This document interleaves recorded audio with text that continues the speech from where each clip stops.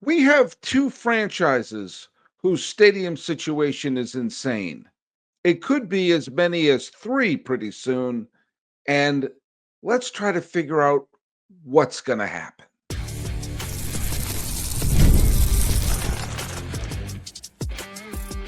You are Locked On MLB, your daily MLB podcast. Part of the Locked On Podcast Network, your team every day.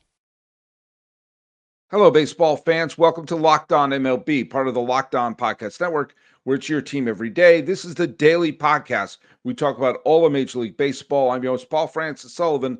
Please call me Sully. Follow us at Locked On MLB Pods on Twitter or whatever they're calling it these days.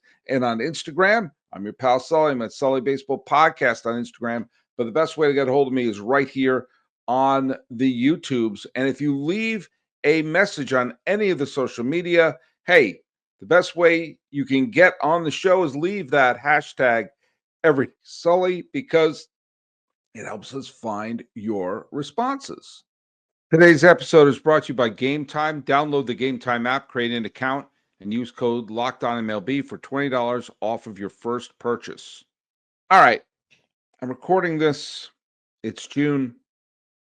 And as I am recording it, we have nothing really going on in terms of the building of a stadium in Las Vegas.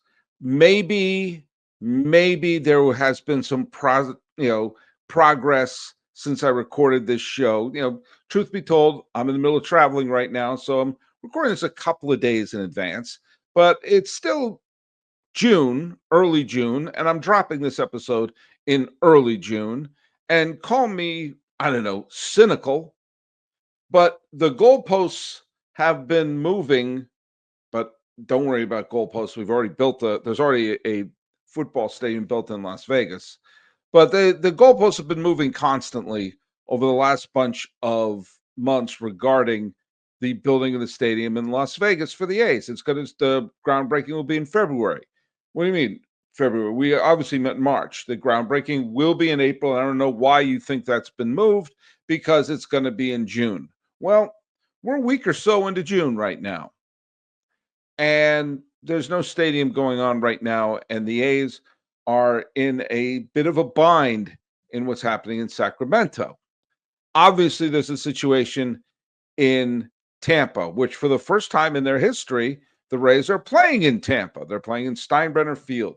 And there's a lot of people who have said that a franchise like the Rays acts as kind of like a minor league for big budget franchises like the Yankees. So what better way than to have the Rays actually playing in Steinbrenner Field? And that kind of sort of symbolic of a lot of things going on with the Tampa Bay Rays. I'm just saying. And the problem that's going on right now is that right now there doesn't seem to be a solution anytime soon for these two teams. There doesn't really seem to be a way out for these two teams. Now, the life preserver is probably more likely to happen in Tampa Bay. They may approve some repairs of Tropicana Field. Of course, the problem with that is it's more than just putting a roof on the sucker. Put the roof on the sucker. It's the fact that it's been basically, when it's raining and there's a little drip outside and you put a bucket outside to catch some of the water so it doesn't run out, and maybe you pour some of that into the garden. That's what the Tropicana Field is. It's open. There's no drainage there because it's not meant to have drainage because it's a dome. And nobody really knows the long-term damage that's been going on in the freaking Tropicana Field right now. And so we don't know the mold, we don't know the water damage, we don't know what the heck is going on there. So the fact of the matter is, it's not just let's put a new roof on the thing.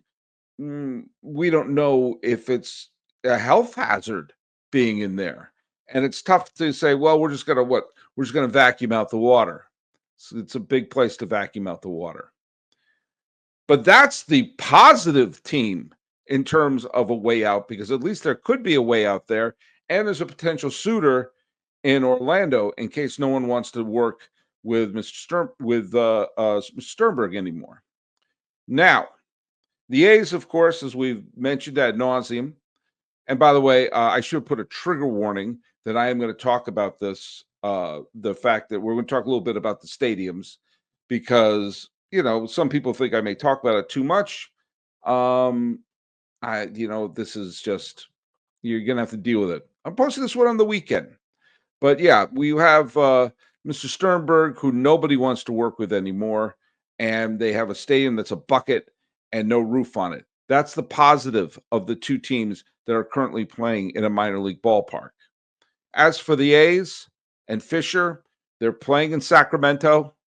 It's about to get really hot in Sacramento. The A's haven't exactly been lighting up the standings recently, and the crowds are not exactly overwhelmed. It's not like Sacramento has fallen in love with the A's, the franchise of which you're not allowed to admit that they play in Sacramento. It's funny. I have up here a thing on Wikipedia up here, just uses a reference, where it has a list of all of the names of every Major League Baseball owner. The A's are still listed as the Oakland Athletics. Good for you, Wikipedia. Although you should change them to the Sacramento Athletics, because that's who they are. But there's another team that's looming right now in terms of possibly a homeless squad, and that's the Chicago White Sox. Now, news came out the other week that the Chicago White Sox are going to be in a bit of a change in terms of the ownership.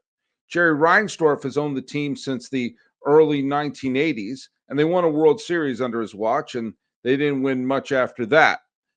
But he's been there a while, bought the team for $20 million, and looks like he's going to be reaching a long-term investment with Justin Ishbia, who looks like maybe taking control of the team in the next few years. It does look like it's a situation where he's going to be taking over right away, but clearly the Reinsdorf family knows that, well, Jerry's not going to be around for too much longer, and I have a feeling the current family members would rather get the, billions of dollars that they can get from the sale of a Major League Baseball team. And Ishbia, who is younger than me, is worth more than 5 billion tomatoes. And this could mean a great, change in direction for the Chicago White Sox. But they need a new stadium. They missed the boat with the stadium when they built back in the early 1990s. And while there's been some renovations, the White Sox wouldn't mind getting a new place. And what they want is a downtown stadium by the Loop. But it looks like the Chicago Fire soccer team may be staking a claim in the parts of Chicago that they want a stadium. And the Bears want a stadium. The Fire want a stadium. The White Sox want a stadium. And there's such an obvious route the city of Chicago should be taking. But that route may include the White Sox looking elsewhere and allowing the city of Chicago to be a one-team city for the first time since the formation of the American League.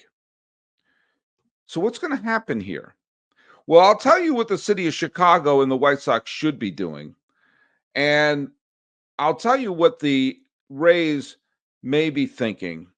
And I don't know what the heck is going on with the A's. But there is a specific strategy that Chicago should be doing.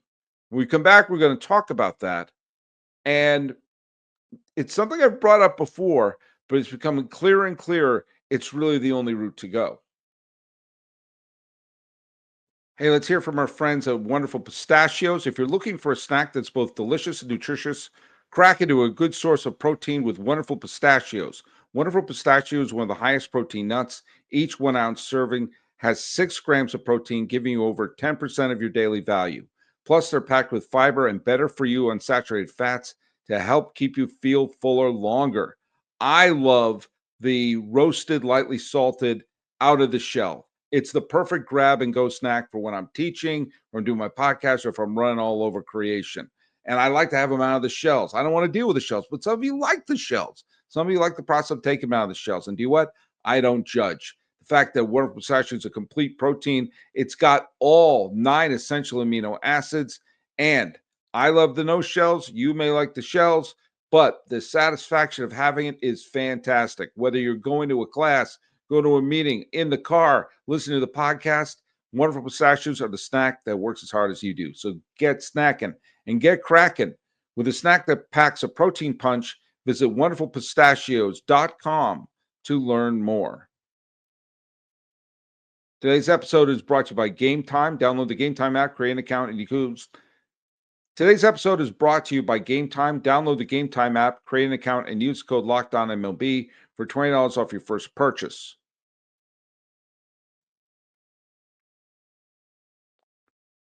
All right.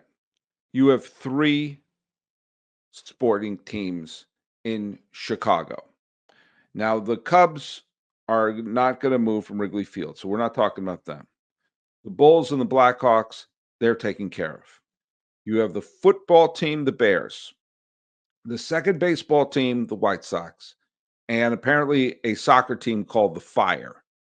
Now, it is clear that the Bears and the White Sox and the Fire all want a new stadium. Now, evidently, the owner of the Chicago Fire, who's a fellow named Joe Mansueto, is loaded and wants to pay for this stadium himself. Private money buying a stadium? What a novel concept to not fleece the taxpayers. Maybe you can learn from that, Major League Baseball. But he wants to build a stadium right there on the Loop.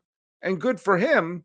But I think the Bears and the White Sox may want to get in on this. To say you're going to build 3 stadiums in Chicago is banana boats.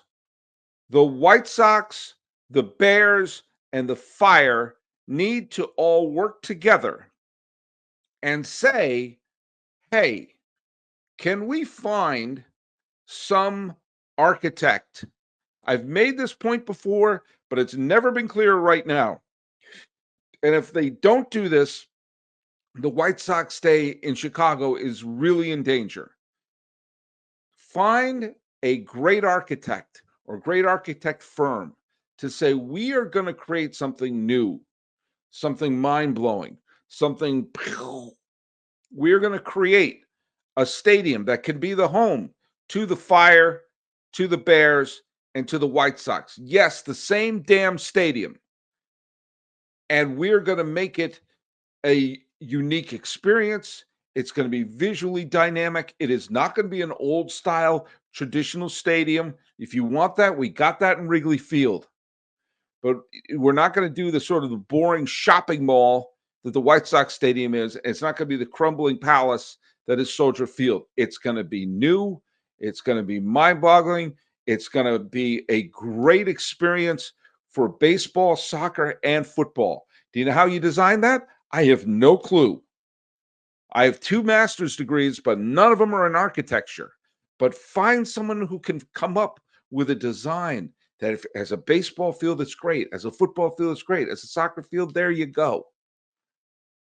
Our fear of the multi-purpose ballparks is based solely on the fact that they built these multi-purpose ballparks in the 60s and 70s, and they were all a circular donut.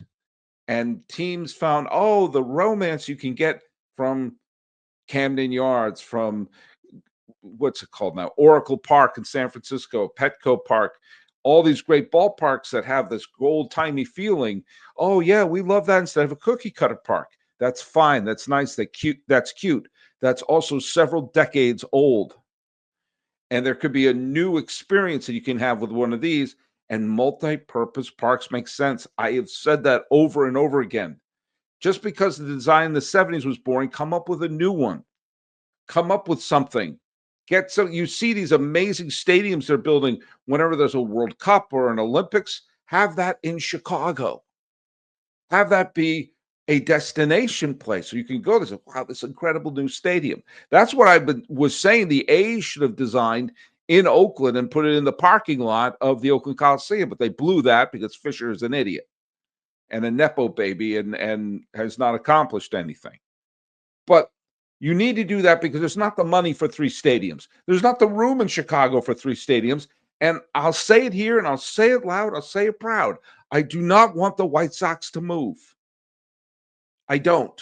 I don't want any team to move. But I don't want the White Sox to abandon Chicago. White Sox fans are wonderful fans, and they are not going to just jump to the Cubs. They will in a couple of generations. If the White Sox leave in a couple of generations, the grandsons and granddaughters of current White Sox fans will happily go to the Cubs. And the White Sox fandom will fade out, like the Boston Braves fandom and the St. Louis Browns fandom and the Philadelphia A's fandom. And it'll be really sad because the White Sox and Cubs, Chicago's the only team that since the formation of the American League has always been a 2-team city. There was a period of time where New York only had one team, the Yankees, after the Giants and the Dodgers left. But the White Sox never left. They almost left in the 60s. They almost left in the 70s. They almost left in the 80s, but they stayed there. They stayed in the South Side. It would be great to build a new stadium in the South Side. They're probably not going to do it. But I'd like them to stay in Chicago.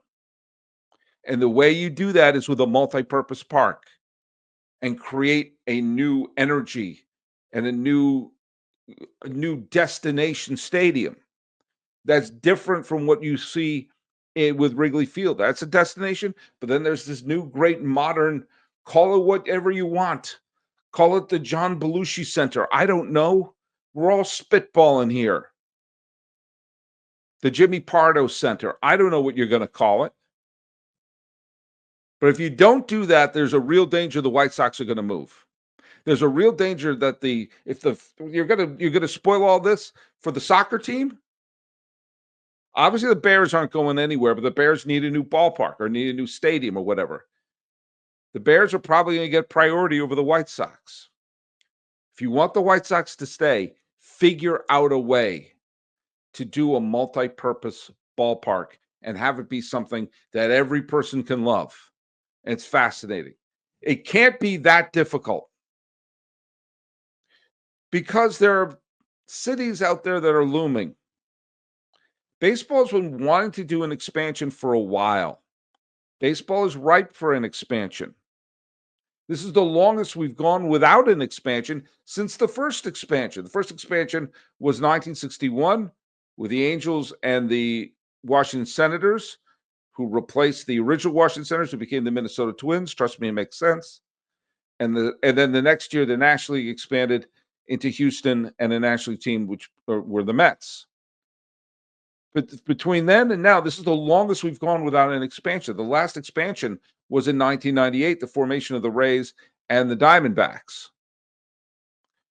And the Diamondbacks may be, well, we'll see if they'll be included in this discussion of teams that may be looking elsewhere. But baseball wants to expand into a couple of markets, and there's some markets that are super ripe for it.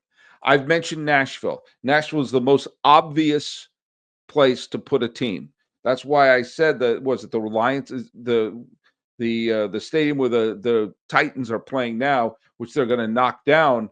You saw the Savannah Bananas play there, knock down a part of it, so you can have it will be like a horseshoe, and you can put a Major League Baseball team in there at least temporarily while you build a brand new ballpark there. Nashville is an obvious place to put a Major League Baseball team. Portland, I think, is a great place because it's that type of fan base you want, which are generations have lived in Portland. It's regional. You have an obvious rival with the Mariners. I think you could put one in Vancouver if we want to put another team in Canada. I think Vancouver makes more sense than Montreal, as much as I would love Montreal to have a team. I actually think it would take them, a little bit of adjustment on I don't know what it's called now. Let's just call it the Louisiana Superdome, which used to be configured to play baseball. It's not anymore. Configure it back. And New Orleans could be a good place for Major League Baseball. Charlotte is possible. San Antonio is possible. I would think Austin, being the first team into Austin, could work. And Omaha, because they've got corporate money and they actually have a place to play. They have a 25,000 seat stadium. Just a little bit of adjustment could be a 35,000 seat, and put a team in Omaha and get some of that Charles Schwab money. Baseball wants to expand. If for no other reason, you get that expansion fee money. But it's tough to get the expansion fee money and expand when you still have the Rays and the A's floating around, and maybe the White Sox. And the other city that's out there and looming is Salt Lake City. Salt Lake City has shown it could be a sports town. Yes, it's got the high altitude, but it could be a natural rival with the Colorado Rockies if it's a National League team you put in there. But more to the point, they're trying to raise money. And the Utah legislation looks like they're going to pass $900 million in public funding for a ballpark. You could make a case that Salt Lake City is a better place for the A's than Las Vegas.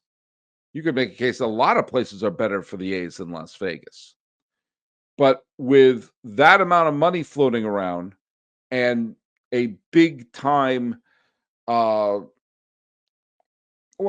interest in making Salt Lake City a Major League Baseball team, baseball site, that should make some of the franchises out there, I don't know, feel a little bit of temptation.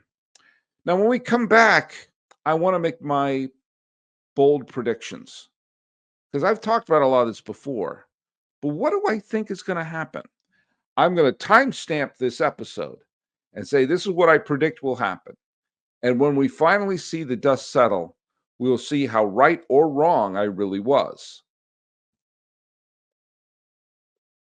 Hey, let's hear from our friends over at Gametime. I've used Gametime a lot when I want to get tickets that I'm really planning ahead for, like when I went to the final game at the Oakland Coliseum, or I went to the NLCS at Dodger Stadium, or sometimes if I'm feeling, I don't know, a little spontaneous. There you go. Sometimes I do it that way. And the best way to get your tickets is to use Gametime. And Gametime is the official ticketing partner of Locked On MLB, and it makes it easy to browse an app for exciting upcoming games. And made it really easy if you want to find games either the night of or well in advance. You got to take the guesswork out of buying tickets with Gametime. Download the Gametime app, create an account, and use the code LOCKEDONMLB for $20 off your first purchase. Terms apply. Again, create an account and redeem the code LOCKEDONMLB for $20 off. Download the Gametime app today. Last minute tickets, lowest prices, they are guaranteed.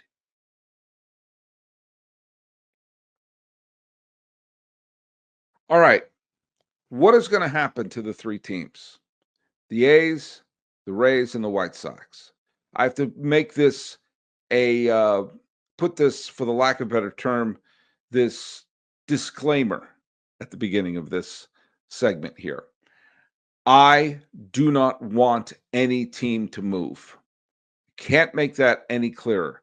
I don't want teams to move. I think it's terrible for a fan base, and I don't take it lightly. I don't. This is not necessarily what I want to have happen, but this is what I think will happen. Okay. First and foremost, I think the A's will, despite all my talk and all my bravado, I think they will eventually land in Las Vegas. And I would love it if they never moved from Oakland, but that ship has sailed, and the Bay Area will never be a two-team region again. I would prefer if they just stayed in Sacramento and they just build that up and they could create an interesting fan base there. But I think in the end, it won't happen. And I think in the end, they will go to Vegas. But I think their first year in Vegas will be 2031. That's right. I think they're going to play 6 seasons in Sacramento at Sutter Health Park, because I think that's how long it's going to take to build the stadium there. We've been hearing some nonsense that, oh no, they've already broken ground. They've already broken ground. Yeah, no, what are you talking about? They put a few holes in the ground that'll be for building the stadium. We already did it. Yeah, really? Is that how it's happening? That they're going to be very secretive about the groundbreaking with all the negative press and with all the naysayers? They wouldn't have a big ceremony. It's Las Vegas, for goodness sakes. It's not Des Moines or Omaha, for that matter. It's a big, flashy city and an ownership who wants to put a middle finger in everyone's face to say, it's really happening. Oh, no, we did it. We decided to just be kind of cool about it, not tell anyone. No, this isn't taking the Colts out of Baltimore in the middle of the night. This is the groundbreaking of a stadium that everyone said isn't going to happen. And so here we are in June. Is it happening yet? Is it really? Is anything being built? How's the money situation on? You dug a few holes in the ground. How do I know that wasn't just because of the raising of the Tropicana? I do think in the end they will build the stadium. Maybe it'll be after all the tariffs are lifted, but it'll take a long time to raise the money. And there's nothing about what's happening in Sacramento and how that has been unfolding. By the way, this is not a smack in the face of Sacramento fans. This is all about Fisher. And I'm guessing not a lot of multimillionaires want to invest with Fisher right now. He doesn't look like a Pied Piper of profitability. But I think eventually it will happen because, well, if they pull out of it, I'm guessing the lawsuits would be sky high. So I think in 2031, after 6 seasons in Sacramento and blazing hot temperatures, and I hope at least 3 playoff appearances. I would love to send Major League Baseball squirming about that, but that's a different podcast. That's what I think is going to happen. And they'll build this clamshell ballpark, and we'll see if Las Vegas is a real place to put a baseball team. What do I think is going to happen to the Rays? Again, I would love it if they built a downtown ballpark because I think Tampa would be a terrific place for a Major League Baseball team. They support the Buccaneers. They support the Bolts. So why wouldn't they support the Rays if they were playing in a downtown ballpark? But I think Sternberg is going to sell the team, and it looks like the biggest plan is in Orlando. So I predict the Rays are going to go to Orlando, and I think they will go there in the next 2 years. I think they're going to play this year and next year in Tampa, and they'll probably play in the minor league facility in Orlando for maybe 2 years and then build a ballpark by 2029 for Orlando with the purpose of having it be a big tourist attraction. I want them to stay in Tampa Bay. They're clearly, Major League Baseball wants to see baseball work in Florida in one way, shape, or another. And I think they're talking big about the tourism, and tourism is bigger in Orlando than anywhere else. You'll go to Universal Studios, you go to SeaWorld, you go to Disney World, and then maybe check out a Rays game. If they do move to Orlando, I do hope they change their name to the Dreamers. But I think that they will move there, and I think they will move there by the 2027 season and have a ballpark there by 2029. I think it would mean the Orlando group will have bought the team, but that's where I think it's going to happen. All right, so this one is going to be my biggest stretch, but I think it's going to happen. The White Sox are going to eventually transfer power from the Reinsdorfs to the Ishibas. That's the whole thing here. It's buying the future majority stake, but it's not going to happen right away. And Ishiba is a wealthy person through private equity and has already been a part majority owner of the Suns and the Phoenix Mercury of the WNBA. And he's a minority owner of Nashville SC, which is a Major League Soccer club, and was playing footsie with the Minnesota Twins before taking over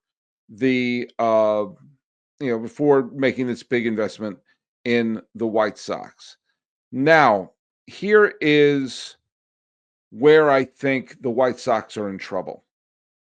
Ishiba may very well be a terrific sports owner, but he also doesn't have any real skin in the game for Chicago.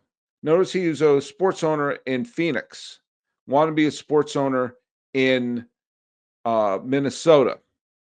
Now, at first I thought maybe, just maybe, if they don't get a multi-purpose stadium, that the owner of the Fire just builds his own park, and they're going to have to do something for the Bears because there's no way the Bears are going to leave. If they don't do the multi-purpose park, I believe the musical chairs number will stop, and the White Sox will look up and realize there's no public money for them. And even though Ishiba is worth billions of dollars, he's going to fall in line with the whole baseball mentality if you don't spend your own money, which I think is tragic. At one point, I thought maybe he will look at the Utah investments, but that's for an ownership group. And while the Utah White Sox may have a ring to it, Ishiba does have connections to another city. He went to Vanderbilt Law School. Yep. Now, he was a founding, he did found the private equity firm Shore Capital Partners in Chicago, but he is donated millions of dollars to the Vanderbilt Law School and has a lot of, well, looks like connections and good feeling towards Vanderbilt Law School. Where is Vanderbilt? Nashville. If he cannot be the big cheese in Chicago, and the White Sox won't be because the Cubs exist, I think he would rather have Nashville to himself. And there has been talk of the White Sox playing footsie with Nashville. Nashville wants their own ballpark. Nashville wants their own stadium. Nashville wants their own Major League Baseball team. I came up with a suggestion of when they're going to demolish the football stadium, don't do a full demolition. Have it be a temporary Major League Baseball stadium until they can build the other one. Nashville will be, I think, a remarkable success as a Major League Baseball city, and I think this fella knows it. The guy has donated millions of dollars, has lots of connections to the city of Nashville, and say, let me get this straight. Let me get this straight. Ishiba, who, by the way, grew up in Detroit, so it's not like he has all the Chicago connections, and right now has he owns another business that's based in Detroit. So he's not about Chicago, and he knows they'll be the second banana and knows that they're probably not going to get another stadium. And he can have a great, wealthy franchise in Nashville. He would be the only baseball game in town. There's a lot of corporate money in Tennessee, that's for sure. And I don't want this to happen. But I think in the next couple of years, they will work out an agreement and they'll become the Nashville White Sox. I think by the beginning of the new decade, the A's will be in Las Vegas, the Rays will be in Orlando, and the White Sox will be in Nashville. And then they'll work out an expansion, which I think will wind up being, well, that'd be a good question. I guess that's a whole other podcast to talk about. But that's my prediction. Timestamp this episode, which is being dropped on the 8th day of June, 2025. And by the way, I had to make a couple of adjustments to this episode because I recorded it a little bit ahead of time. And the transfer, the Ishiba announcement took place literally an hour after I finished recording it. So I had to make a couple of tweaks to this episode. But it didn't change what I think was going to happen. I think Utah will get an expansion team. Now, whether or not, and I think the other expansion team would probably be in the East Coast or on the Eastern divisions. Would it be Montreal? Probably not. Would it be Buffalo? I'd love that. I'd love it to be Portland or Vancouver. But I don't think they're going to give us two new West teams. But we shall see. So there you have it. Those are my predictions. We'll see if I'm right, and I'll stand by them. I will stand by them. And hopefully I'll still be doing Locked On MLB in 2030. But thanks so much for making Locked On MLB your first listen today. For your second listen, stay right here and check out the new Locked On MLB Game Night. Every game, every night. You get local analysis on a national scale. Find MLB Game Night on Locked On MLB on YouTube or wherever you listen to your podcast. Talking about the three franchises who are facing stadium issues and me putting my neck out and making predictions. One that will probably make me look foolish, but hey, at least I'm doing it. This has been Locked On MLB for Sunday, June 8th, 2025. I'm yours, Paul Francis Sullivan. Please call me Sully.